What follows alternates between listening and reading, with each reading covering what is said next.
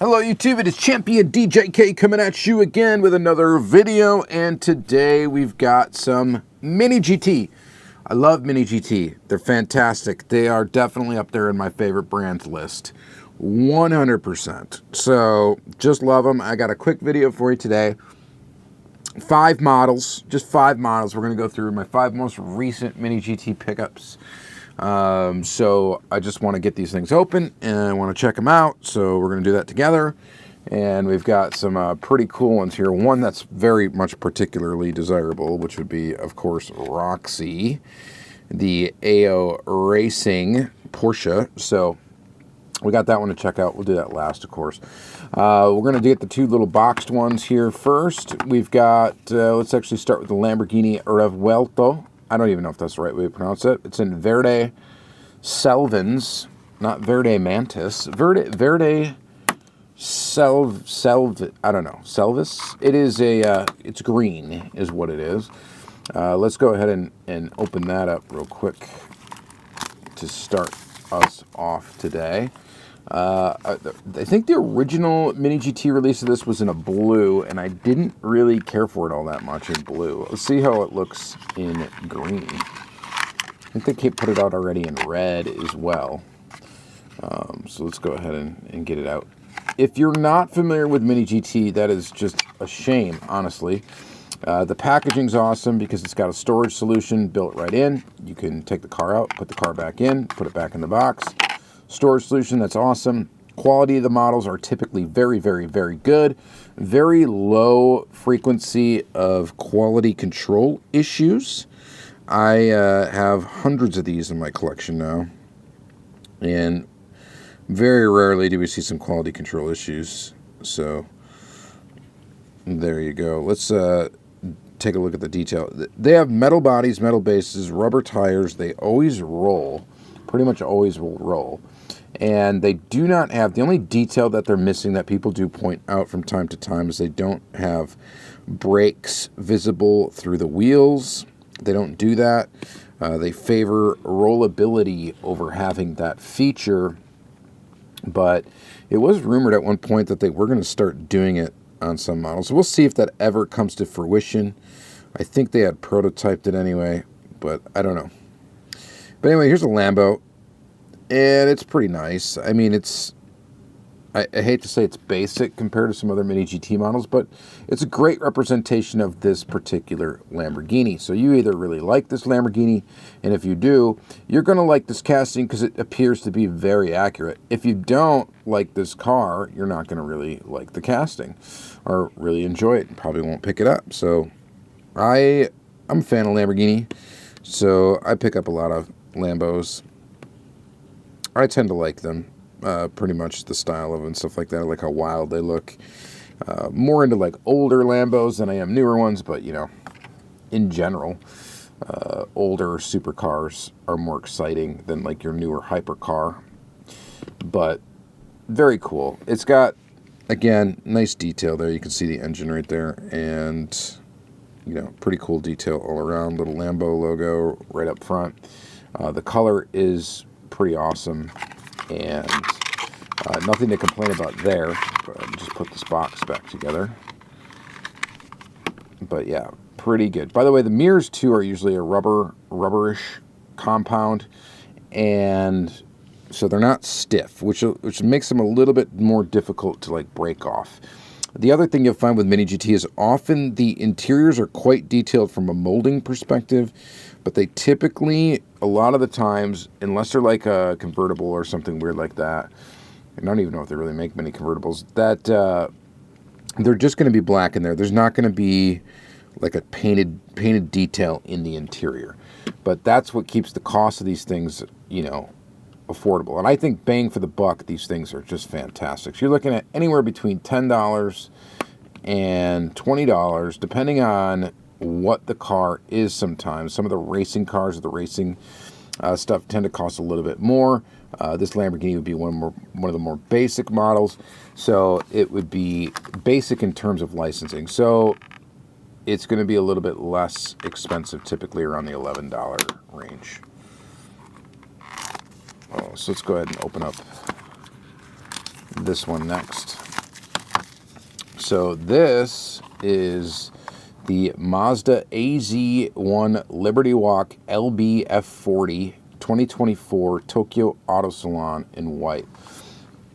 Kind of a goofy thing, right? It's a Mazda AZ1 with a body kit on it, kind of to make it look like a little mini F40, which is pretty wild. Let's go ahead and take a look at that. So the Liberty Walk F40 itself is a really cool car. Now, Mini GT never made the Liberty Walk F40. They did the Liberty Walk Lamborghini Countach, but never did the F40, or didn't do the F40. Inno 64 did, and I'm just wondering if there were some licensing issues why they didn't. But this is an LB Walk F40. And see, this one's got red seats in there, so you do have some interior detail. Pretty crazy looking car. See, it's made to look like an F40. It's a little small, like almost like tuned F40, which is hilarious. And it's on a Mazda AZ1, which they don't do a regular AZ1. I think it would be kind of cool that if they did do a standard one. But this thing is just, I mean, it's really goofy, honestly. Look how tiny it is. And by the way, Mini GT is going to be pretty much to scale. So this little two-seater here, I mean, the Lambo is a two-seater as well, but a lot more engine in the Lambo, a lot more car there. This thing is super tiny. Look how skinny it is even compared to the Lambo. So it's a tiny little car. It rolls very well. Lots of detail around it. Headlight detail, all that good stuff. A little bit paint there's a little goofy right there in the trim, but pretty decent overall. And I don't know, I think this thing's kind of cool. I don't know that I'm going to get it in any other color or try to really collect this particular tooling, but it's goofy and I think it's pretty neat, and it's super tiny. I don't know much about the actual when they did this to the actual car, but kind of an interesting idea, I guess.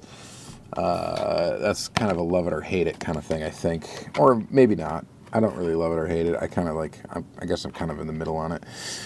Next, let's take a look at this. This is a Toyota Supra Veilside Combat V2 in Combat Gray. Now, this is a Supra with a body kit on it. Veilside Supra. Now, I don't know... I don't know if that's a tuner or just like the body kit. I honestly don't know anything about it, except for the fact that it seems to look pretty darn cool, and that's neat. By the way, so these blister packs, now you can get Mini GT in blister packs. This used to be just a Mio exclusive thing, but now it seems like you can get, from different hobby dealers, you can get actual blister packs for Mini GT, and that's cool.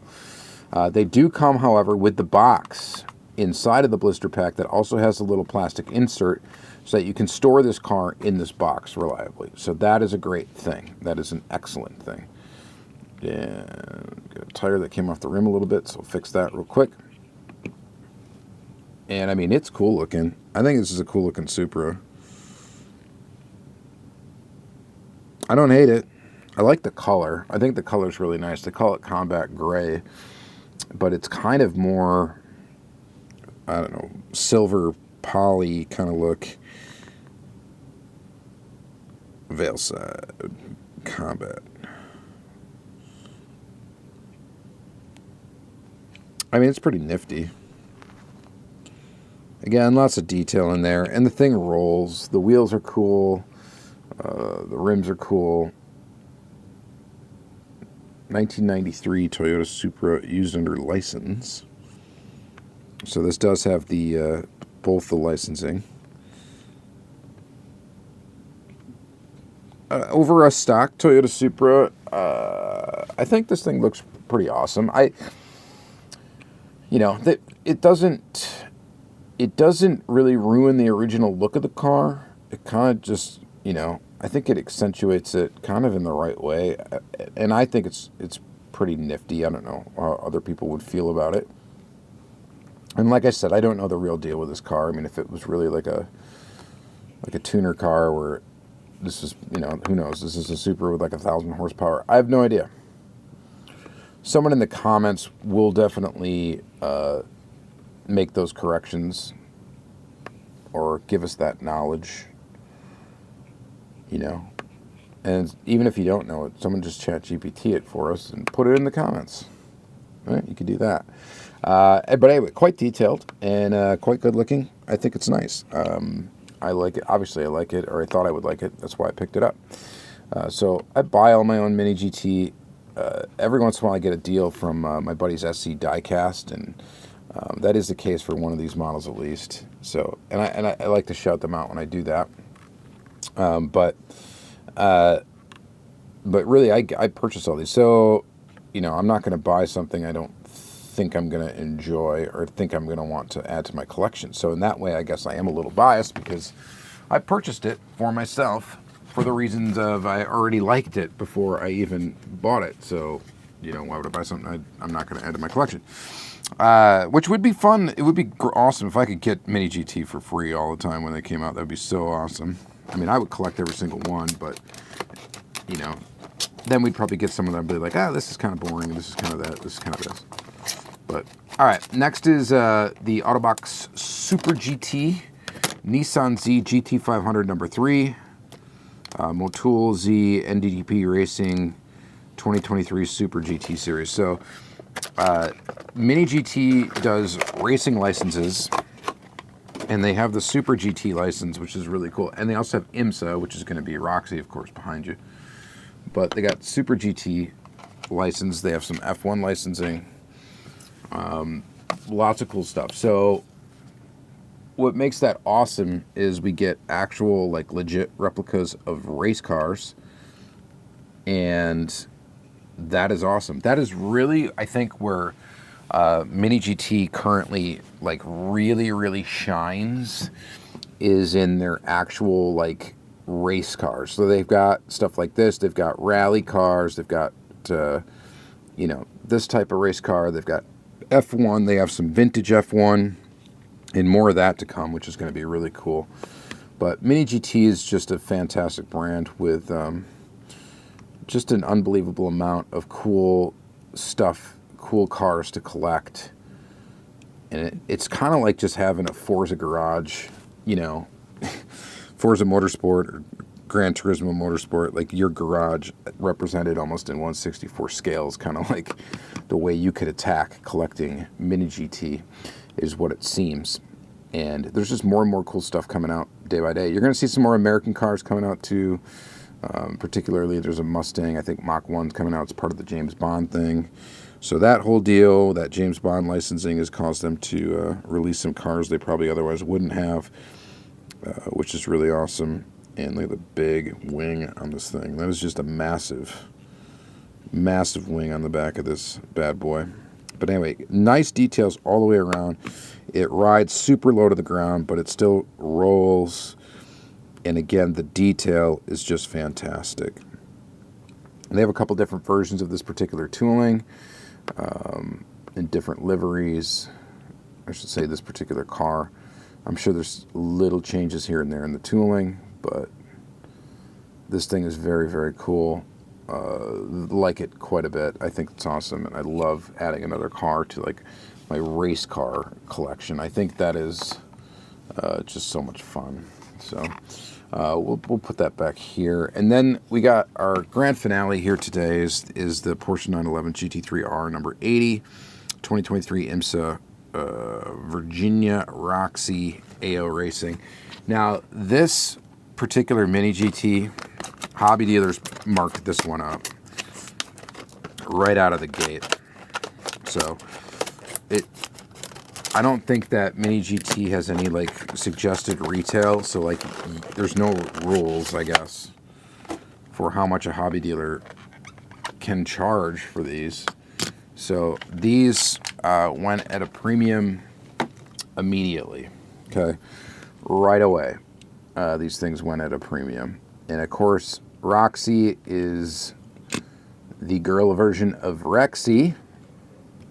And you can look up the whole story behind why Roxy raced at one point. And I don't know if they're bringing the livery back, but, or if maybe they already did. I have no idea. But really cool, very iconic car for IMSA, and AO Racing does a great job marketing stuff like that, and they came up with this little playful dinosaur for a Porsche, and people love it. And this thing rolls very, very smoothly on its slicks. And yeah, I mean, it doesn't disappoint. It's a very, very, very cool, very, very cool car. Is it worth the hype? Would this thing be as crazy hyped if it wasn't for the Hot Wheels car culture chase of Roxy? Probably not. I don't think people would care about it as much. I don't think there would be as many people that would even be in tune with what's going on if it wasn't for Hot Wheels. So I would blame Hot Wheels for the hype on this one. I believe that wholeheartedly in regards to this. I think that's definitely the reason why this one's hot, is because of that. And I mean, Rexy's cool, but let's admit it, like Hot Wheels coming out with the Rexy at the same time as the Mini GT one, and then having a Roxy chase, and then now this thing coming out and selling probably extremely well. I'm sure it's sold out like everywhere.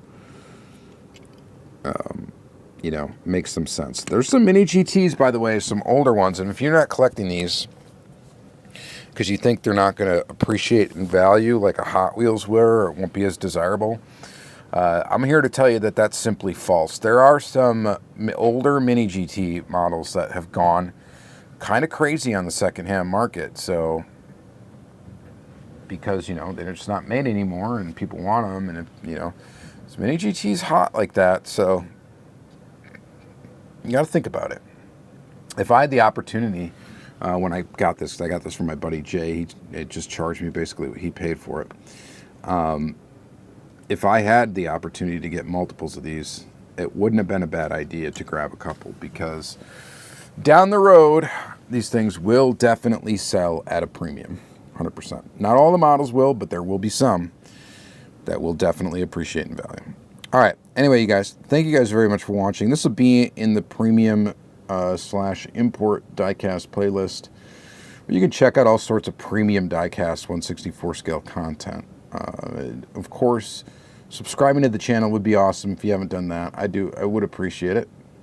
We're just crawling up there in subscribers, and it's just fun to see the numbers slowly increase.